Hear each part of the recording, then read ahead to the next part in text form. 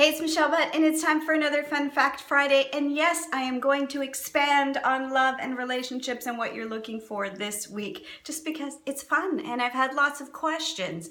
So again, remember last week I said it doesn't necessarily matter in terms of are people good matches, but what features can tell you is if that person has innate qualities that you really are looking for. So I spoke a little bit about my personal situation last week where I was looking for someone nurturing, and so I looked for those nurturing characteristics and features. So nice full mouth, fullness to the cheeks that would indicate that someone has a lot of nurture innate capabilities. But then what if there are some other things that they have that may not be something that you're looking for? So for example, my significant other currently has some really strong warrior traits. And so that, in terms of a challenging relationship, could make him particularly someone who might get frustrated or angry a little bit quicker than I would.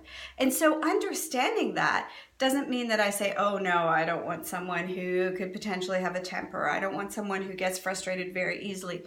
What it tells me is that there are some qualities on his face that I really love and that I really want, but then there are qualities that now, because I know facial intelligence, I know how to contend with. So when he starts to get frustrated, I know what words to use and what tone to use with him so that he can flip back into his nurturing space.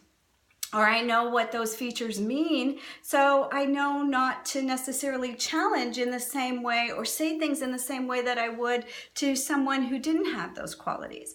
So that's why it doesn't necessarily matter if someone is one or the other. What facial intelligence teaches you is how to look for exactly what you want and then how to communicate with all the other features that may not necessarily be the same as yours, but if you know how to speak to them, then you can create really strong, beautiful connections. So if you want to learn more, you know exactly where I am. I'm always right here, and you can always message me, and I will see you next Friday. Happy hunting for relationships.